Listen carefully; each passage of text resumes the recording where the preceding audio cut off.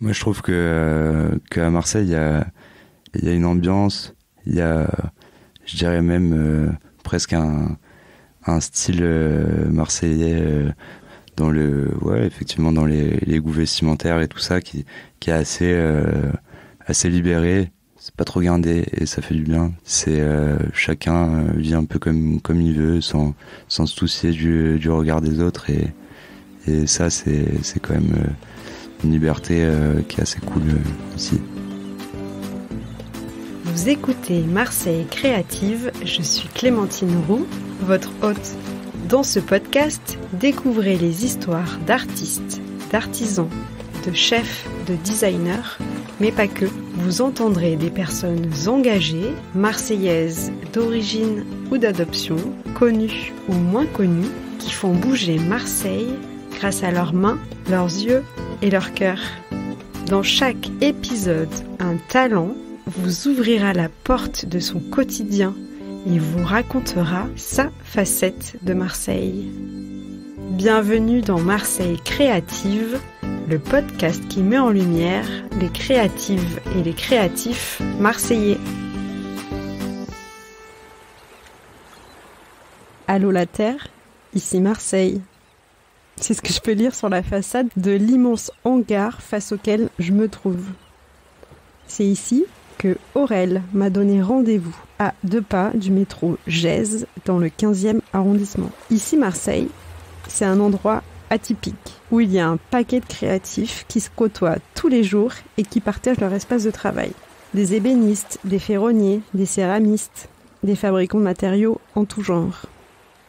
Aurel me fait la visite de cet endroit et me montre que chaque container abrite un atelier et je sens une odeur, ça sent la sciure de bois. Une odeur qui m'est très familière car je suis née dans une famille de menuisiers. C'est donc ici, dans ce hangar, qu'Aurel fabrique ses meubles. Aurel, diminutif d'Aurélien Gézel, est un artisan ébéniste. Il a créé Palomino Mobilier. C'est du mobilier sur mesure, fabriqué avec amour à Marseille. Il crée des chaises, des tables, une console en bois avec des formes arrondies que les amis d'Aurel appellent maintenant les palomines. Aurélien me confie qu'il n'aime pas faire 2 fois la même chose et pour le moment, il fabrique que des pièces uniques. Je vous invite à les découvrir sur son compte Instagram @palomino.mobilier. Et pour découvrir les images de cet épisode, de cette visite, je t'invite à te rendre sur le compte Instagram du podcast @marseille.creative. Bonne écoute.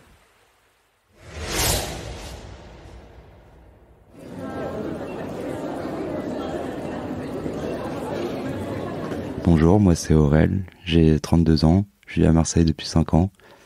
Je suis ébéniste et mon petit nom c'est Palomino Mobilier. Ma première rencontre avec Marseille, en fait, c'était de façon assez aléatoire vu que j'étais jamais venu à Marseille en fait avant de vivre ici. Et j'étais venu pour m'installer 6 mois et repartir. Et finalement, je suis jamais reparti. Bon, ça a été assez simple. Hein. Je suis arrivé, j'ai trouvé un appartement avec jardin et puis c'était la belle vie. Quand je suis arrivé il y a 5 ans, je me suis installé au Cama. Et au bout d'1 an et demi, je suis parti vivre dans le 7e pour me rapprocher un peu de la mer. Et j'ai adoré vivre dans le 7e. C'était entre les Catalans et Andoum. Et puis aujourd'hui, je retourne au Cama parce que je trouve que la vie de quartier est un peu plus sympa au quotidien. L'hiver est plus joyeux dans le centre qu'en bord de mer. Par contre, il y a des avantages et des inconvénients. C'est d'être loin de la mer l'été, mais bon, ça se joue en vélo assez facilement.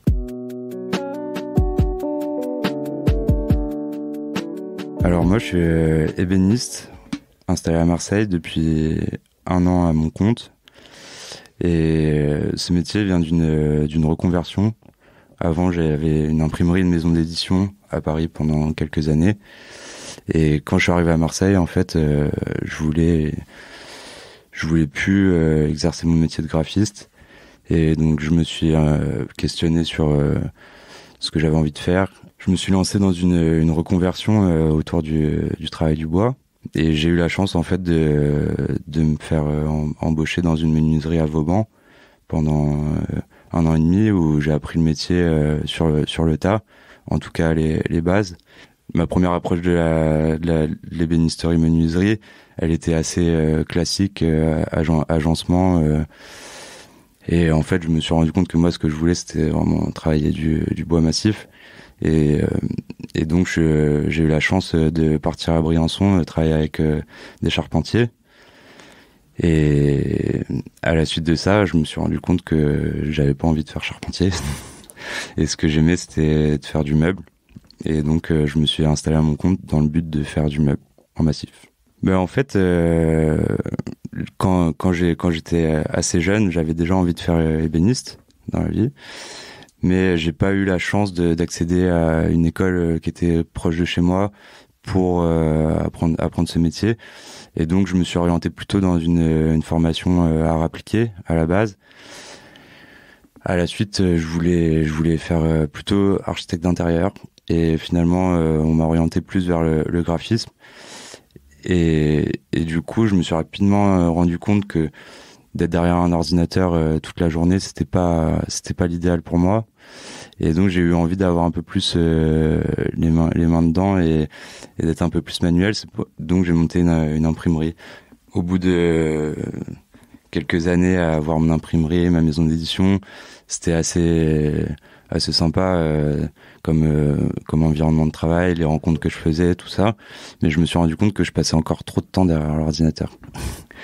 Et donc, quand je suis arrivé à Marseille, je me suis reposé la question de est-ce que j'avais envie de continuer en tant que graphiste ou pas. Et je me suis rendu compte que j'avais pas du tout envie de continuer en graphiste. Et donc, je me suis lancé dans une reconversion qui a vraiment pas été simple au début, parce que je pensais que c'était assez facile de trouver une formation, de se la faire financer, tout ça par exemple par Pôle emploi ou la région, ce qui a pas du tout été le cas. Et vu que j'étais déjà dans la vie active, il fallait que je trouve assez rapidement une solution, en tout cas assez confortable pour pouvoir envisager de reprendre une formation.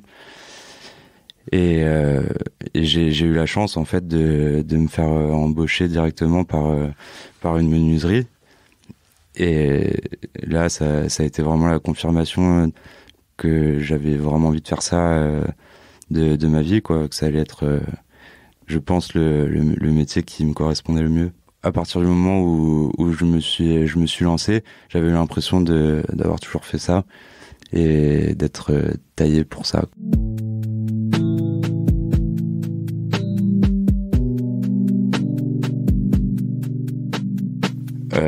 Quand je me suis installé à mon compte, quand je dis réinstallé, c'est parce que avec mon ancienne imprimerie, j'avais déjà eu l'expérience entrepreneuriale sur un autre sujet, mais qui me sert beaucoup aujourd'hui.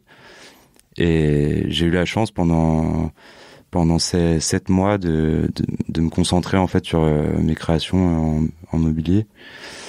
Et aujourd'hui, ça m'apporte une vision assez globale, c'est-à-dire que bon, il y a toute ma création de mobilier, et ça me donne un répertoire qui me sert aujourd'hui à essayer de développer, par exemple dans l'agencement, une approche un peu plus mobilier, en tout cas essayer de réinstaurer un travail un peu plus poussé sur du travail aujourd'hui qui rebute beaucoup d'ébénistes, parce que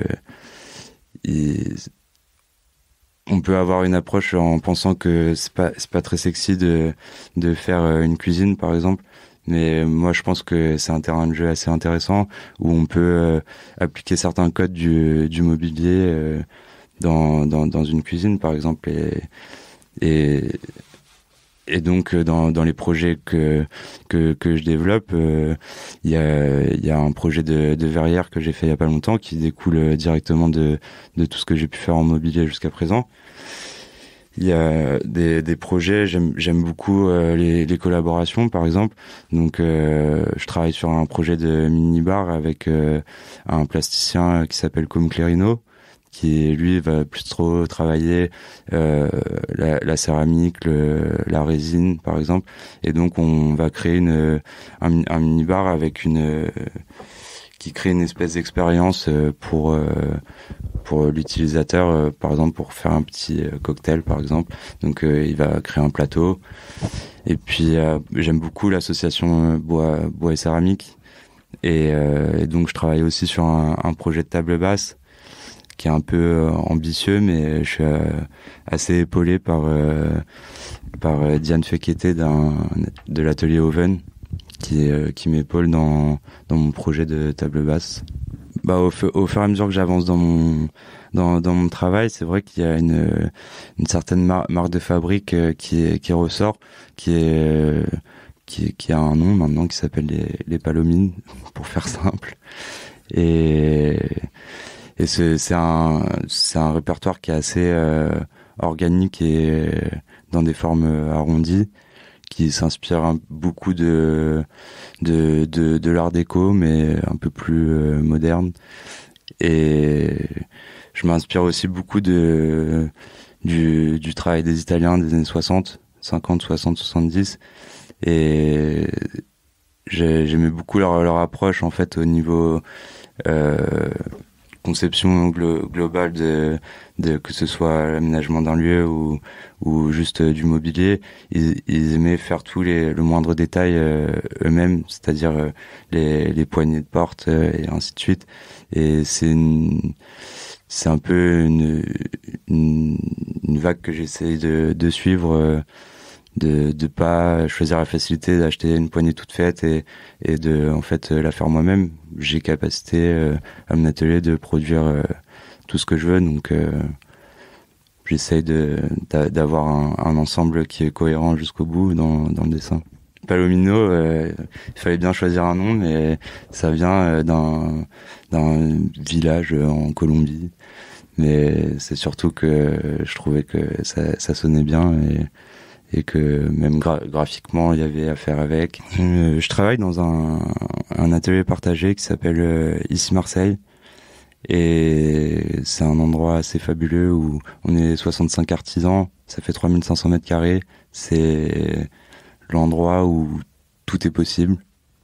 On peut envisager tous les projets qu'on a en tête, toutes les commandes qu'on pourrait avoir les plus folles sont réalisables dans cet endroit. Et c'est un lieu qui m'a permis énormément d'élargir mon cercle en fait à Marseille. J'avais un cercle assez proche, et puis en fait ça m'a permis de développer un réseau professionnel qui est assez chouette, notamment sur la possibilité de monter des projets où on mélange plusieurs corps de métier, par exemple les ferronniers avec les menuisiers, et puis de monter des projets conçus de A à Z au sein d'un même endroit c'est quand même assez cool. Et il y a autre chose que j'aime bien sur cet atelier, il est situé dans le 15e à Gèze. Et en fait, tous les jours, j'y vais à vélo, et en fait, tous les jours, je fais un espèce de voyage du centre à ce quartier où, si on n'y va pas travailler, c'est pas l'endroit le plus sympa pour aller se balader, mais qui est quand même hyper intéressant. Il y a des coins qui sont vraiment hyper beaux. Il faut savoir les trouver, mais il y a une histoire qui est devenue industrielle sur la fin, mais à la base c'était quand même le quartier des Italiens, et donc il y a une architecture assez intéressante. C'est assez mignon, des petites maisons, des beaux bâtiments, des petites manufactures qui ont vraiment beaucoup de charme, qui malheureusement il y en a beaucoup qui sont détruites dans la réhabilitation du quartier, mais c'est assez intéressant. Et puis c'est quand même un mélange des cultures qui est assez fou là-bas. D'un côté, c'est en totale transformation avec la réhabilitation de tout le quartier, mais il y a quand même on est quand même dans le quartier des Puces, et en fait c'est un mélange des cultures qui est assez frappant quand même au quotidien, mais qui qui est intéressant et moi je trouve assez stimulant. Il y avait par exemple c'est Yves Montand qui est né dans ce quartier. Il y a toujours sa maison d'ailleurs.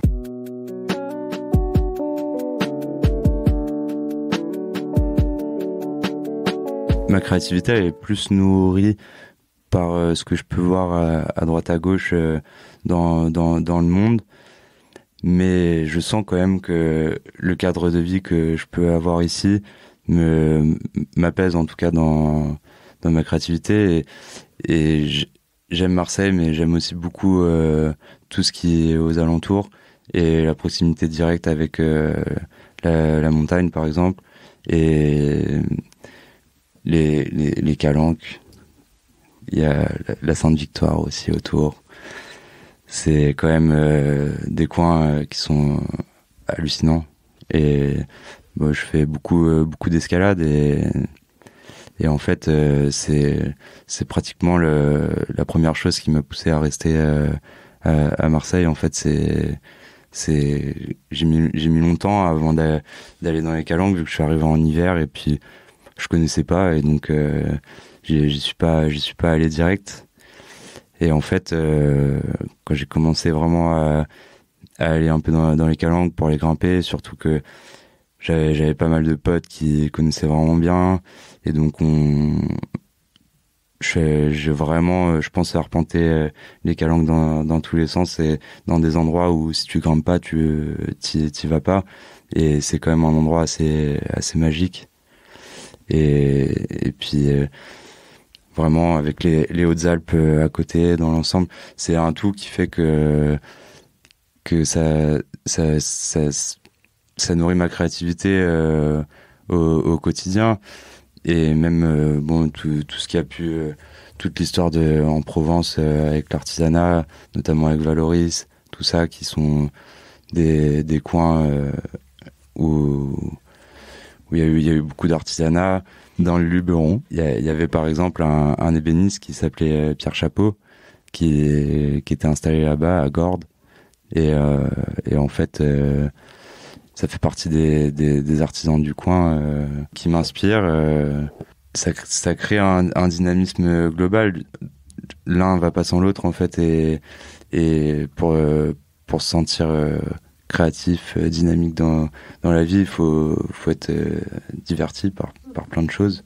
Et je pense que le côté culturel, en tout cas en termes d'exposition, galeries, événements culturels, en tout cas autour, je trouve, vraiment de l'art, est en train d'évoluer. Après, moi, je pense que la culture à Marseille, il faut vraiment l'envisager en fait au niveau régional, et c'est là où vraiment il y a des endroits incroyables dans la région. À moins de 1 heure de train ou de voiture, il y a plein d'endroits assez chouettes à aller voir et des fondations un peu cachées. Alors moi, mon rituel le plus poussé, c'est en été, vraiment j'ai mes petits rochers spéciaux où je vais tout le temps pour aller me baigner, et ça c'est quand même la chance qu'on a. C'est bon, c'est que l'été, mais quand tu travailles toute la journée et que tous les soirs en fin de journée tu vas un peu t'échapper sur ces petits rochers pour aller te baigner, c'est quand même un luxe qu'on a qui est assez cool. Mon adresse favorite révélation pour bien manger, c'est chez Bouillon de cette année. Adresse incroyable, nourriture incroyable, vin incroyable. Quand je me suis installé, c'est le premier truc qui m'a frappé. Finalement, j'ai trouvé que les Marseillais étaient hyper accueillants. Bon, effectivement, c'était peut-être avant toute cette vague de gens qui se sont installés à Marseille. Mais j'ai trouvé que les gens dans la rue se parlaient beaucoup plus, et donc ça donne tout de suite un sentiment de bien-être. En tout cas, si on se sent intégré, bah ça se passe plutôt bien de manière générale, j'ai trouvé. Et Et c'est en fait ce que j'aime le plus à Marseille, je pense, c'est cette ambiance un peu village où tout le monde se connaît. Et donc en fait, ici, tout est possible. Il suffit juste d'avoir envie, d'être sympathique, de faire par exemple du bon boulot, et puis le bouche à oreille fait son travail de manière assez hallucinante. Et je pense que c'est une des plus grosses qualités de Marseille, quoi. C'est les gens qui se parlent, en fait.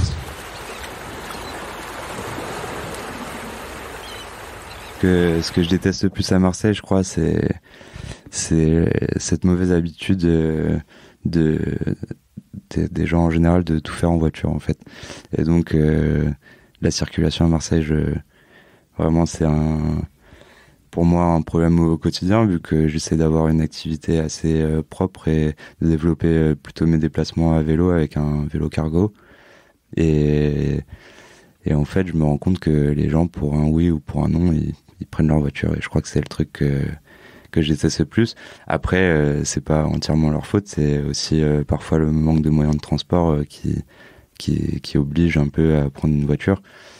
Mais il y a quand même beaucoup de trajets qui pourraient être faits différemment. Et dans le 15e, les gens se déplacent en voiture, mais par exemple, pour aller du centre à mon atelier, je mets 12 minutes en vélo, quoi. C'est loin sans être loin, c'est juste à côté, finalement, c'est dans le centre.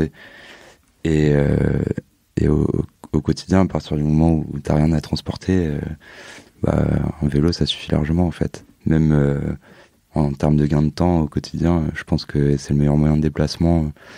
Après, il y a de l'amélioration à faire sur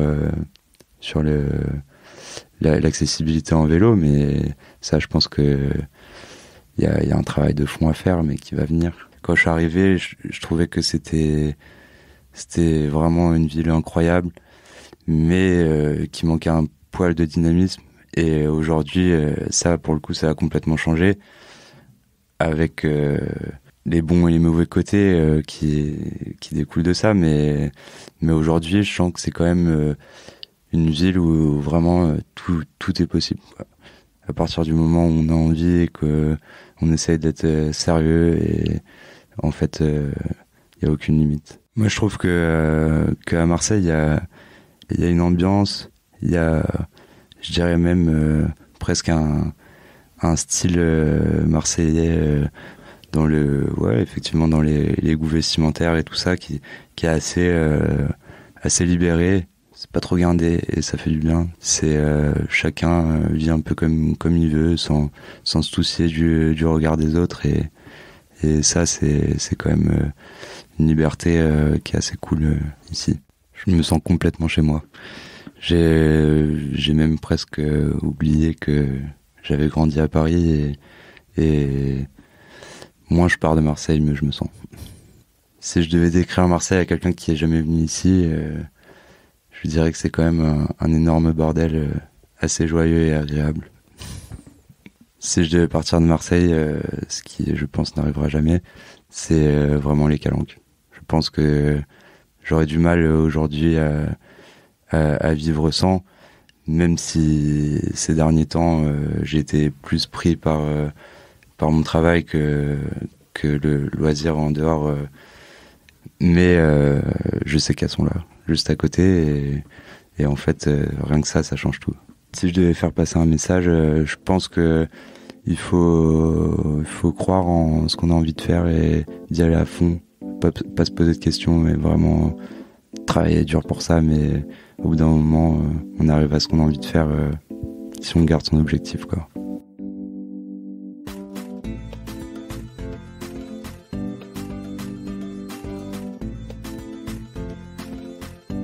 Un grand merci à Aurélien pour son témoignage inspirant. Pour découvrir son travail, je t'invite à te rendre sur son compte Instagram @palomino.mobilier. Tous les liens et les références citées dans l'enregistrement sont à retrouver dans la description de cet épisode.